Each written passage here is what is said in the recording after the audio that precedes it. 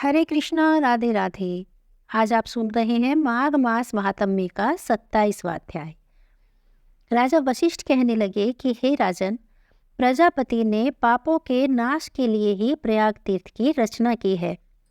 गंगा और यमुना जी के जल की धारा में स्नान का महात्म्य कहा नहीं जा सकता।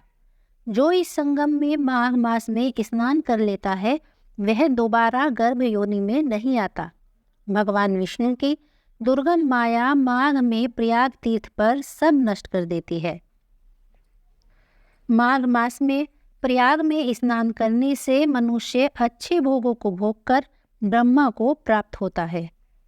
माघ मास तथा मकर के सूर्य में जो प्रयाग में स्नान करता है उसके पुण्यों की गिनती तो चित्रगुप्त भी नहीं कर सकते। 100 वर्ष तक निराहार रहकर जो पुण्य प्राप्त होता है वही पुण्य माघ मास में 3 दिन प्रयाग में स्नान करने से प्राप्त होता है, और जो फल 100 वर्ष तक योगाभ्यास करने से मिलता है वही फल माघ मास में प्रयाग में स्नान करने से मात्र 3 दिन में प्राप्त हो जाता है। जैसे सर्प अपनी पुरानी केचुली को छोड़कर नया रूप ग्रहण कर लेता है, वैसे ही माघ मास में स्नान करने से मनुष्य पापों को छोड़कर स्वर्ग को प्राप्त होता है। परंतु गंगा यमुना के संगम में स्नान करने से हजारों गुना फल प्राप्त होता है। हे राजन, जिसको अमृत कहते हैं यह वही त्रिवेणी है।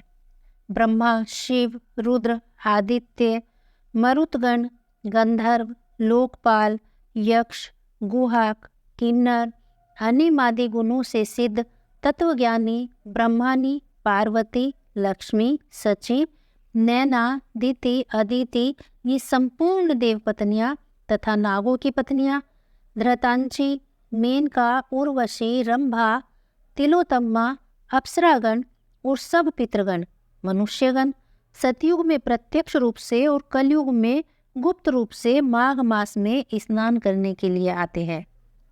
इसलिए माघ मास में प्रयाग में स्नान करने से जो फल मिलता है वह तो केवल ईश्वर ही कह सकते हैं। मनुष्य में उसे कहने की शक्ति नहीं है।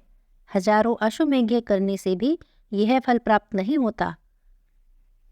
इसलिए हे राजन, माघ मास में त्रिवेणी में स्नान करने का फल अनंत है। इसका मैं तुमसे और अधिक वर्णन नहीं कर सकता। तुम्हें भी माघ मास में त्रिवेणी के संगम में स्नान जरूर करना चाहिए। माघ मास का 27वां अध्याय यही समाप्त होता है। हरे कृष्णा, राधे राधे।